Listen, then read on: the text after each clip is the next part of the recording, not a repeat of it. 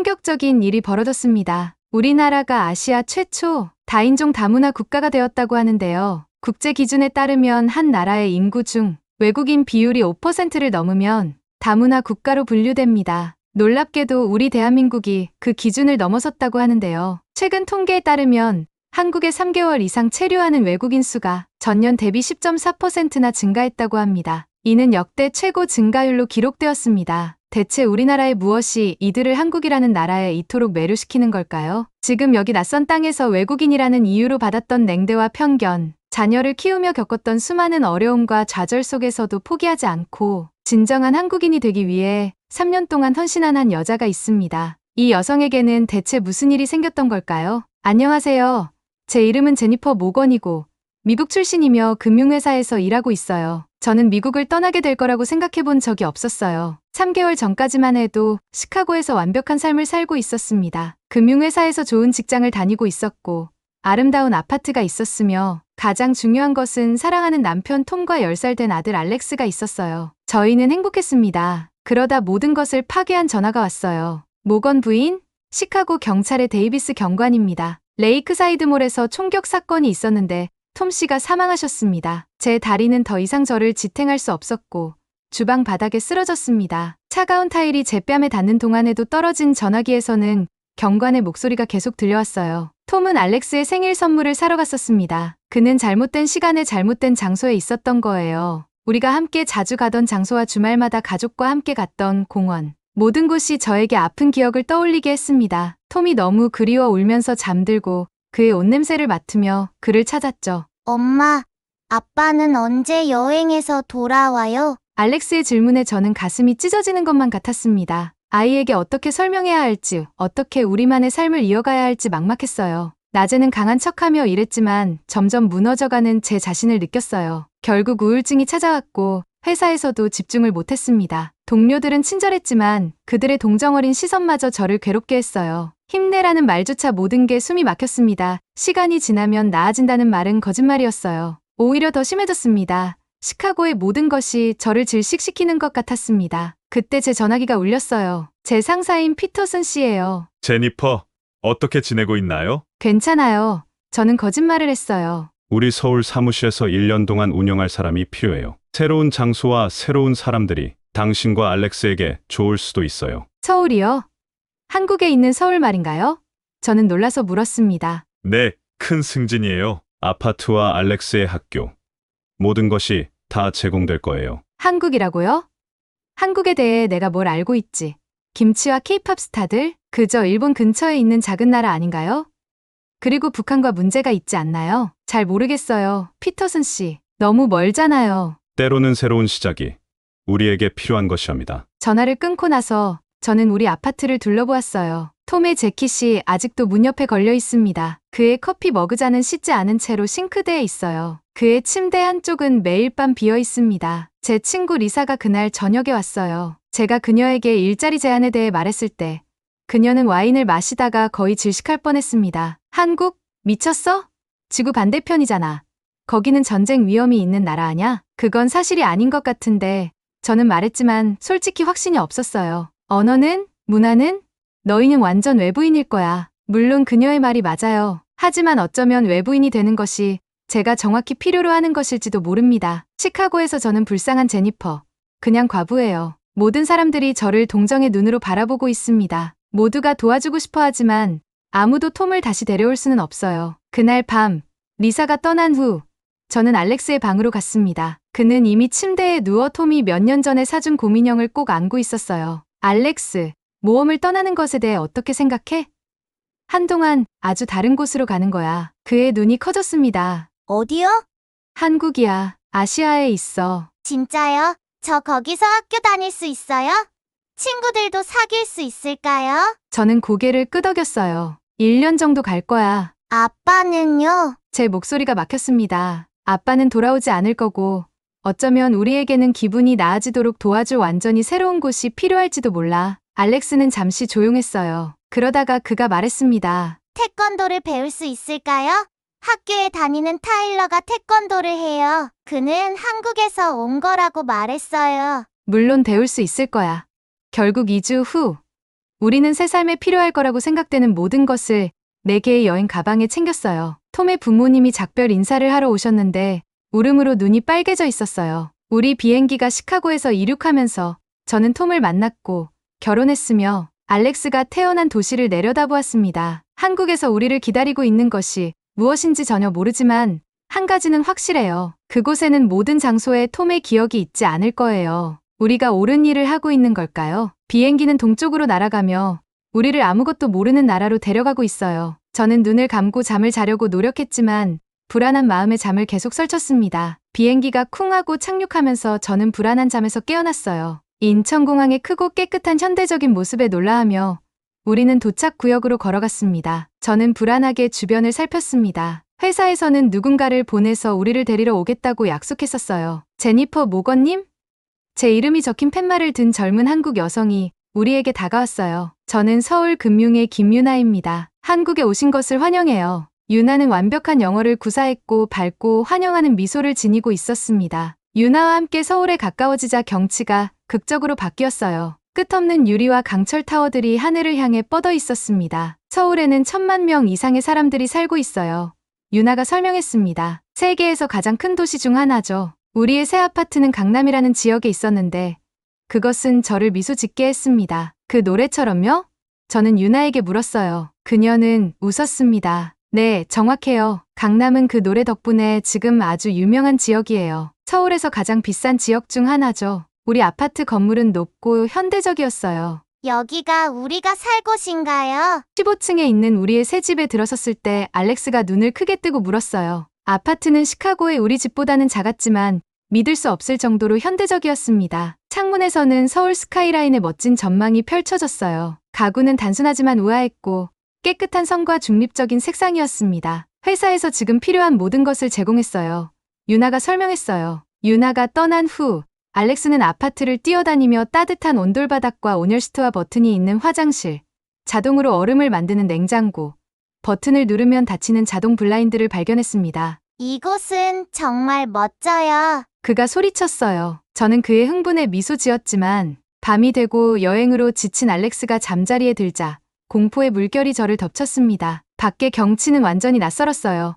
먼 곳으로 왔지만 저는 여전히 톰이 너무 그리웠어요. 이곳에 그와 함께 있었다면 더할 나위 없이 좋았을 것만 같았습니다. 그렇지만 그날 밤 낯선 침대에 누우니 이상한 느낌이 들었어요. 공허함 속에 이상하게 작은 평온함이 느껴졌습니다. 아무도 우리를 모르고 우리의 과거에 관심이 없는 이곳. 창밖으로 멋진 밤 풍경이 보였고 밝은 불빛들이 마치 다 괜찮을 거야 라고 속삭이는 것 같았습니다. 다음날 낮엔 당장 필요한 물건과 장을 보러 다니느라 정신없이 보냈어요. 밤이 돼서야 겨우 여유가 생겨 동네 산책을 나왔습니다. 밤 10시가 넘었는데도 거리는 너무 밝았고 잠들지 않는 도시 같았어요. 사람들은 거리를 활보하고 있고 길 건너마다 있는 편의점은 24시간 열려 있었어요. 미국이었다면 상상도 못했을 일이었어요. 절대 혼자 밤에 아이와 산책하지 않았겠지만 여기서는 여전히 안전하다는 느낌이 들었습니다. 이 나라에서는 저와 알렉스는 외국인이었고 그 생각이 저를 편안하게 했습니다. 아무도 제 과거를 모르고 아무도 저를 불쌍하고 안쓰럽게 바라보지 않았으니까요. 제 전화기에서 리사의 문자 메시지가 왔어요. 사람들은 친절해? 이상한 건 먹지 마. 저는 한숨을 쉬고 대답하지 않고 전화기를 내려놓았습니다. 내일부터 저는 서울 금융에서 새 직장을 시작할 거예요. 저는 언어를 할 줄 모르고 관습도 알지 못했습니다. 불안감이 저를 덮쳐왔습니다. 저는 알렉스의 방으로 걸어가 그가 평화롭게 자는 모습을 지켜보았어요. 그를 위해서라도 저는 이것이 잘 되게 해야 했습니다. 서울 금융에서의 첫날은 재앙이었어요. 유나가 그려준 지도가 있었는데도 사무실로 가는 길에 2번이나 길을 잃었습니다. 마침내 땀에 젖고 짜증이 난 채로 도착했을 때 20명의 사람들이 일제히 일어나 제게 인사를 했어요. 저는 제가 다시 고개를 숙여야 할지, 악수를 해야 할지, 아니면 그냥 손을 흔들어야 할지 몰랐습니다. 결국 3가지를 어색하게 섞어서 했어요. 우리 팀에 오신 것을 환영합니다. 사무실 관리자인 박 부장님이 말씀하셨어요. 함께 하게 되어 영광입니다. 모두가 영어를 하며 저를 편안하게 해주었어요. 시카고에 있는 제 동료들처럼 농담을 하거나 개인적인 질문을 하는 사람은 없었습니다. 점심 식사에 함께 하시겠어요? 유나가 물었습니다. 그녀가 주문했고 곧 테이블은 제가 알아보지 못하는 작은 음식 접시들로 가득 찼습니다. 이상한 채소들, 그리고 빨간 매운 것들이었어요. 이건 김치예요. 유나는 매운 대추 접시를 가리키며 설명했습니다. 한국 사람들은 모든 식사에 이것을 먹어요. 저는 작게 한 입 빼어 물고 즉시 물을 찾았어요. 제가 지금까지 맛본 어떤 것보다 더 매웠습니다. 제 동료들은 제 반응에 웃었고 새로운 사람과 그들의 음식을 공유하는 것을 즐기는 것 같았어요. 저도 웃었고 갑자기 점심이 그렇게 어색하게 느껴지지 않았습니다. 퇴근 후 저는 알렉스를 국제학교에서 데려왔어요. 그는 에너지가 넘치는 채로 차에 뛰어들었습니다. 엄마, 친구를 사귀었어요. 이름은 민호인데 우리 건물에 살아요. 정말 좋겠구나. 그가 한국어를 하는데 어떻게 대화했니? 그는 몇 가지 영어 단어를 알고 있고 저는 몇 가지 한국어 단어를 배웠어요. 그리고 우리는 손을 많이 사용했어요. 다음 주부터 우리는 맥도날드와 KFC에서만 식사를 했습니다. 유나의 도움 없이는 더 많은 한국 식당을 시도하기가 너무 부담스러웠어요. 그러나 어느 날 저녁 알렉스가 발을 내디뎠습니다. 엄마, 우리는 한국에 있어요. 한국 음식을 먹어야 해요. 민호가 우리 건물 근처에 메뉴에 사진이 있는 식당에 대해 말해뒀어요. 시도해 볼 수 있을까요? 제발요? 저는 그의 설레는 표정에 거절할 수 없었습니다. 작은 식당은 가족들로 붐볐어요. 우리는 안전해 보이는 요리를 주문했어요. 도착한 것은 제가 예상했던 것과 전혀 달랐습니다. 채소, 소고기, 그리고 계란 프라이가 얹어진 돌그릇 비빔밥이었습니다. 아주머니가 모두 함께 비벼 먹으라고 하세요. 옆 테이블에서 우리의 혼란을 알아차린 10대 소녀가 말했어요. 저는 지시된 대로 요리를 비볐고 계란 노른자가 밥과 채소를 위한 크림 같은 소스를 만들었습니다. 정말 맛있었어요. 이건 맥도날드보다 훨씬 낫네요.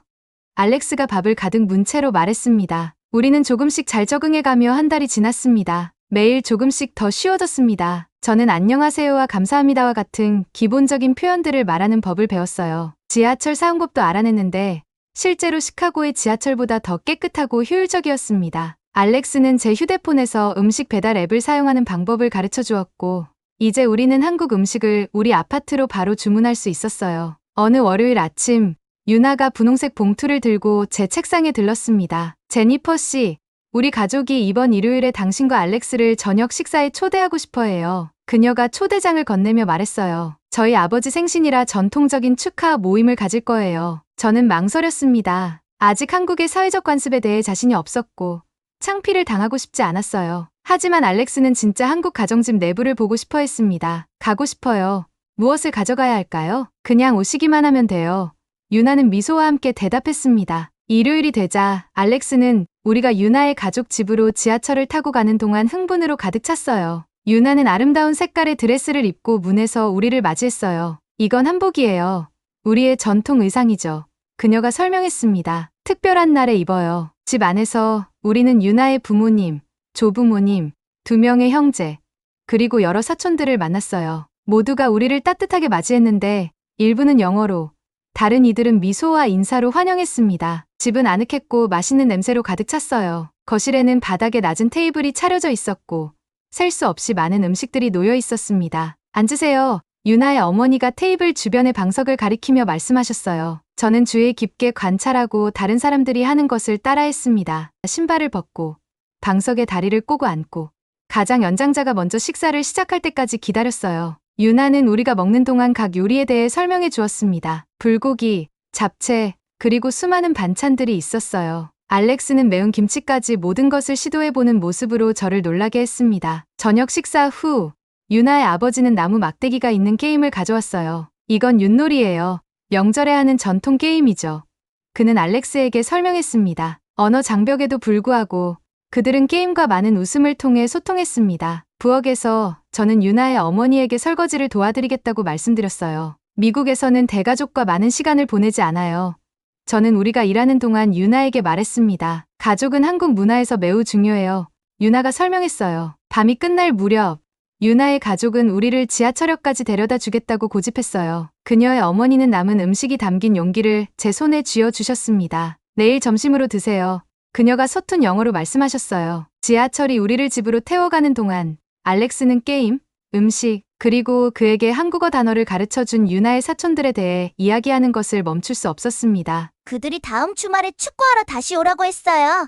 갈 수 있을까요? 물론이지. 저는 알렉스가 아빠를 잃은 후 얼마나 다른 사람들과의 이런 연결이 필요한지 깨닫고 대답했습니다. 직장에서도 상황이 좋아지고 있었어요. 제 한국인 동료들은 저를 점심 식사에 초대하기 시작했고 유용한 표현들을 가르쳐 주었습니다. 처음에는 너무 격식을 차리는 것처럼 보였던 박 부장님은 회의 중에 농담을 하고 알렉스에 대해 물어보셨어요. 어느 날 제 팀은 중요한 프레젠테이션을 마무리하기 위해 늦게까지 남아야 했습니다. 저녁 8시쯤 저는 모두를 위해 피자를 주문했어요. 알렉스에게 가셔야죠. 제 팀원 중 한 명인 지원이 말했습니다. 알렉스는 민혼의 가족과 축구 연습 중이에요. 저는 설명했어요. 그리고 저는 팀과 함께 이것을 마무리하고 싶어요. 지원은 놀란 표정을 지었습니다. 대부분의 외국인들은 한국인처럼 늦게까지 일하고 싶어 하지 않아요. 이제 저는 이 팀의 일원이니까요. 저는 피자 접시를 나눠주며 말했습니다. 다음 날 아침, 저는 제 책상에서 작은 선물을 발견했어요. 아름답게 손으로 그린 부채였습니다. 쪽지에는 이렇게 적혀 있었어요. 우리의 팀원 제니퍼에게 우리 한국에 오신 것을 환영합니다. 그 주말, 유나는 우리를 근처 공원에서 열리는 벚꽃 축제에 그녀의 가족과 함께 초대했어요. 수천 명의 사람들이 분홍색과 흰색 꽃으로 덮인 나무 아래를 걸었습니다. 꽃으로 만든 눈 같아요. 알렉스는 떨어지는 꽃잎을 잡으려고 하며 외쳤어요. 우리가 꽃이 만발한 나무 아래에서 소풍을 즐기는 동안 저는 유나의 사촌들과 노는 알렉스를 지켜보았습니다. 그들은 알렉스에게 한국의 손뼉치기 게임을 가르치고 있었고 그가 패턴을 틀렸을 때 모두가 웃었어요. 톰이 죽은 이후 처음으로 저는 어깨의 짐이 조금은 내려지는 듯한 느낌이 들었습니다. 우리는 더 이상 그저 생존하는 것이 아니었어요. 우리는 다시 살기 시작하고 있었습니다. 그리고 어떻게 된 일인지 처음에는 너무나 낯설게 느껴졌던 이 나라가 이제는 우리가 속한 곳처럼 느껴지기 시작했어요. 6개월이 제가 상상했던 것보다 더 빠르게 지나갔어요. 저는 한국어로 음식을 주문할 수 있었고 자신감 있게 지하철을 이용할 수 있었으며 심지어 시장에서 상인들과 가격 흥정도 할 수 있었어요. 제가 자주 가는 커피숍 주인은 매일 아침 제 이름을 부르며 인사했고 이미 제가 무엇을 주문할지 알고 있었습니다. 알렉스도 변했어요. 그는 친구들과 한국어로 대화하고 제가 들어본 적도 없는 한국 과자를 집에 가져왔으며 학교에서 배운 새로운 단어들을 저에게 가르쳐 주었습니다. 그는 태권도 수업에 등록했고 매일 저녁 자랑스럽게 새로운 동작들을 보여주었습니다. 4월의 어느 날 아침, 저는 시카고에 있는 상사 잭으로부터 이메일을 받았어요. 제니퍼, 당신의 1년 임무가 3개월 후에 끝납니다. 우리는 당신의 후임자 계획을 시작해야 할 것 같군요. 시카고 사무실로의 복귀에 대해 논의하기 위해 통화 일정을 잡읍시다. 저는 이상한 느낌이 배속에서 느껴지며 화면을 응시했어요. 몇 달 동안 시카고로 돌아가는 것에 대해 생각해 본 적이 없었습니다. 그 생각이 갑자기 잘못된 것처럼 느껴졌어요. 그날 저녁, 저는 알렉스가 우리 거실에서 한국어로 숫자를 세며 태권도 발차기를 연습하는 것을 지켜보았습니다. 알렉스, 시카고로 돌아가는 것에 대해 생각해 봤니? 제가 물었어요. 그는 발차기 도중에 멈추고 눈을 크게 뜨며 저를 바라보았습니다. 우리 돌아가야 해요? 여기서의 내일은 단지 1년뿐이었어. 그게 계획이었지. 알렉스의 얼굴이 어두워졌어요. 하지만 엄마, 제 친구들이 다 여기 있잖아요. 그리고 다음 달에 노란 띠를 따게 될 거예요. 민호와 같이 여름 캠프도 갈 거고요. 저는 그의 감정을 완전히 이해하며 고개를 끄덕였습니다. 알아, 그냥 내 생각이 궁금해서 물어본 거야. 떠나고 싶지 않아요. 그가 단호하게 말했어요. 한국은 이제 우리 집이에요. 집, 그 단어가 제 마음속에 울렸습니다. 언제 한국이 우리의 집이 되었을까요? 다음 날 직장에서 저는 집중할 수 없었어요. 계속해서 시카고에 대해 생각했습니다. 우리의 빈집, 톰에 대한 기억들, 우리가 전에 살았던 삶, 그것들은 모두 여전히 그곳에 있었고 우리를 기다리고 있었어요. 하지만 더 이상 집처럼 느껴지지 않았습니다. 점심시간에 저는 유나에게 제 마음을 털어놓았어요. 내 임무가 3개월 후에 끝나. 우리는 시카고로 돌아가기로 되어 있어. 유나의 얼굴에 놀람이 나타났습니다. 떠나시는 거예요? 하지만 이제 막 오셨잖아요. 나도 그렇게 느껴. 저는 인정했어요. 알렉스는 가고 싶어 하지 않아. 그럼 당신은요? 유나가 물었습니다. 돌아가고 싶으세요? 저는 서울의 분주한 거리를 통해 출근하는 아침, 작은 시장에서 채소를 파는 아주머니들, 커피숍에서 항상 저를 위해 문을 잡아주는 직장인, 매일 알렉스의 이름을 부르며 인사하는 경비원에 대해 생각했어요. 아니, 저는 마침내 말했습니다. 그렇게 생각하지 않아. 그날 오후, 저는 박 부장님과의 면담을 요청했어요. 박 부장님, 제 임무가 곧 끝나는 것을 알고 있지만 혹시 제가 머무는 기간을 연장할 가능성이 있을지 궁금합니다. 그는 컴퓨터에서 고개를 들고 저를 바라보았습니다. 한국에 계속 머물고 싶으신가요? 네, 저는 여기에서 살게 된 것을 정말 좋아하게 되었어요. 제 일도 잘 되어가고 있고 알렉스도 잘 적응하고 있습니다. 박 부장님은 천천히 고개를 끄덕이셨어요. 본사와 얘기해보겠습니다. 당신의 일은 훌륭했어요. 제니퍼 씨, 당신이 계속 있어 주신다면 기쁠 것 같습니다. 이틀 후, 저는 시카고에 있는 잭으로부터 전화를 받았습니다. 제니퍼, 당신이 서울에서의 체류를 연장하고 싶어 한다고 들었어요. 네, 저는 단호하게 말했어요. 그게 가능하다면요. 글쎄, 이례적인 일이긴 하지만 박 부장님이 당신을 위해 강력하게 옹호해 주셨어요. 그는 당신이 서울 사무실을 완전히 변화시켰다고 말씀하셨죠. 숫자들도 그의 말을 뒷받침해요. 영구적인 직책을 고려해 보시겠어요? 제 심장이 뛰었습니다. 영구적이라고요? 시카고로 돌아가지 않는다는 의미인가요? 맞아요. 최소한 3년 더 일하는 것에 동의해 주셔야 할 겁니다. 그 후에는 재평가할 수 있어요. 시카고에 집을 팔고 짐을 옮기는 것을 의미할 거예요. 큰 결정이죠. 주말 동안 생각해 볼 수 있을까요? 그 토요일, 저는 알렉스를 남산타워로 데려갔어요. 도시 전체를 볼 수 있는 높은 전망대죠. 우리는 케이블카를 타고 꼭대기로 올라가서 사방으로 펼쳐진 서울을 바라보았습니다. 산, 고층 빌딩, 고대 궁전, 현대적인 아파트가 있는 거대한 대도시였어요. 알렉스, 한국에서 영구적으로 사는 것에 대해 어떻게 생각해? 몇 달 더가 아니라 몇 년 동안 어쩌면 여기서 자라는 거야. 그의 얼굴이 환해졌습니다. 정말이요? 우리 영원히 있을 수 있어요? 영원히는 아닐지도 모르지만 오랫동안은 있을 수 있을 거야. 우리는 시카고에 집을 팔 거야. 너의 학교는 여기가 될 거고 너희 친구들도 여기에 있을 거고. 할머니, 할아버지는요? 그는 갑자기 제 부모님에 대해 걱정하며 물었어요. 그분들이 우리를 방문하실 수 있어. 그리고 우리도 휴일에 그분들을 방문할 수 있고. 알렉스는 다시 도시를 바라보고 저를 돌아보았습니다. 저는 여기 있고 싶어요. 엄마, 저는 여기서 행복해요. 저도 행복하다는 것을 깨달았어요. 톰과 함께했던 것과 같은 행복은 아니었습니다. 그것은 영원히 사라졌으니까요. 하지만 새로운 종류의 행복이 그 자리에 자라났습니다. 월요일에 저는 잭에게 전화해서 영구 직책을 수락했어요. 다음 몇 주는 바쁜 활동의 연속이었습니다. 새로운 계약서에 서명하고 시카고 집을 팔기 위한 준비를 하고 남은 물건들을 포장하고 배송할 이사 일정을 잡는 것이요. 제 부모님은 처음에는 충격을 받으셨지만 크리스마스에 방문하겠다고 약속하셨습니다. 어느 저녁 유나의 가족이 우리를 위한 깜짝 파티를 열었어요. 현수막에는 한국어로 집에 오신 것을 환영합니다 라고 적혀 있었습니다. 전통 한국 요리와 함께 매우 미국적으로 보이는 초콜릿 케이크도 있었어요. 진정한 한국의 집은 가족 없이는 완전하지 않다는 것을 알고 있어요. 유나의 어머니가 명확한 영어로 말씀하셨어요. 그래서 이제 당신들은 우리 가족이에요. 저는 8개월 전에는 낯선 사람이었지만 이제는 우리 삶의 중요한 부분이 된 사람들의 얼굴을 둘러보았습니다. 서울에서의 첫날들을 안내해준 유나, 회사에 저를 남게 하기 위해 싸운 박 부장님, 알렉스를 축구 연습에 데려가준 민호의 부모님, 저에게 김치 만드는 법을 가르쳐준 이웃들, 알렉스를 자신의 아들처럼 대해준 태권도 관장님, 톰은 항상 우리의 일부가 될 것이지만 그는 우리가 행복하길, 계속 살아가길 바랄 거예요. 그리고 어떻게든 우리가 시작한 곳에서 수천 마일 떨어진 이 나라에서 우리는 그렇게 할 수 있는 방법을 찾았습니다. 여름이 가을로 바뀌면서 알렉스와 저는 새로운 전통을 만들었어요. 일요일 한강 산책, 한국 간식과 함께하는 금요일 영화의 밤, 유나의 가족과의 언어 교환. 그들은 영어를 연습하고 우리는 한국어를 연습했죠. 톰의 기일에 저는 하루 휴가를 냈어요. 알렉스와 저는 서울 외곽의 산에 있는 불교 사찰을 방문했습니다. 우리는 향을 피우고 바람에 흔들리는 작은 나무패에 톰에게 보내는 메시지를 썼어요. 아빠가 한국에 있는 우루를 볼 수 있을까요? 우리가 산길을 내려오면서 알렉스가 물었어요. 아빠는 내가 얼마나 용감했는지 자랑스러워하실 거라고 생각해.